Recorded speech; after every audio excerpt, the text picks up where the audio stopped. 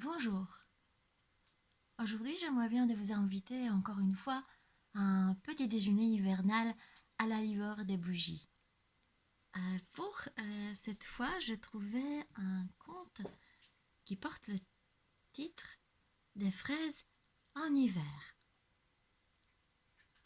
J'espère que cette histoire va vous plaire. Il y a très très longtemps, dans un village, vivait une femme. Comment était-elle, me direz-vous? Eh bien, ni vieille, ni jeune. Comme toute bonne paysanne, elle était économe et travailleuse. Mais elle recelait dans son cœur beaucoup de méchanceté. Dans son chalet, au fond de la forêt, elle vivait avec sa fille déjà grandette. Mais il ne s'agissait pas de sa propre fille. Son défunt mari, qu'elle avait épousé déjà veuf, la lui avait laissée. Au début, elle s'en occupa tant bien que mal, afin d'éviter le qu'en dira-t-on. Mais lorsqu'elle fut veuve à son tour, elle commença à se dire que cette jeune fille était pour elle une charge. Et elle ne songea plus qu'au moyen de s'en débarrasser. L'occasion ne se fit pas attendre. Elle se présenta au début de l'hiver. Celui-ci s'annonça rigoureux. Il gela à pierre fendre et il neigea à s'enfoncer jusqu'aux genoux.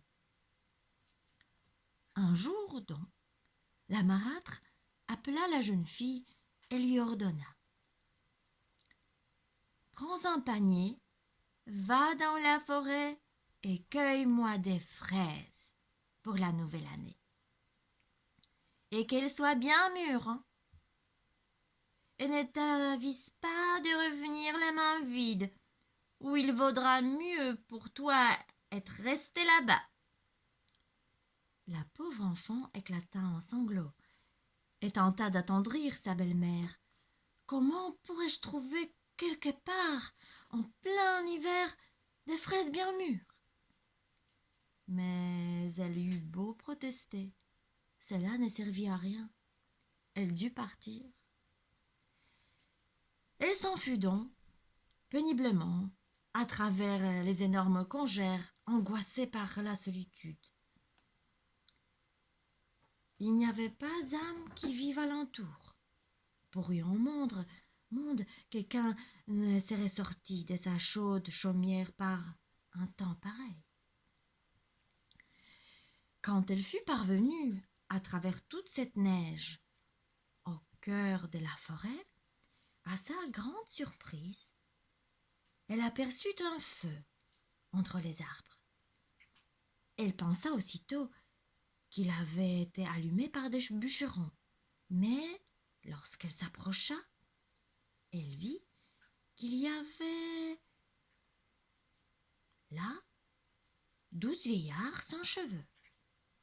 Ils étaient assis autour des flammes et y réchauffèrent leurs mains ridées. La jeune fille les salua poliment. Ils lui répondirent avec bienveillance et lui demandèrent où elle se rendait ainsi, tout en larmes à travers la neige. Elle eut confiance en eux et leur conta toute l'affaire. Ce n'est pas si terrible, hein, dirent les vieillards. Nous allons t'aider, à condition que tu saches nous dire quel est, de l'année entière, le mois le meilleur. La jeune fille répliqua sans hésitation, comme si elle avait toujours su la réponse.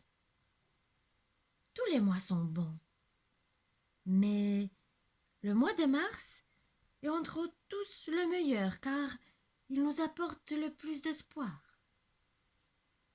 Ces mots plurent visiblement au vieillard, car ils félicitèrent la jeune fille. Regardez-moi cette petite futée. Et ils ajoutèrent: à présent, descends dans ce fossé. Sur sa pente, tu trouveras des fraises que tu pourras cueillir.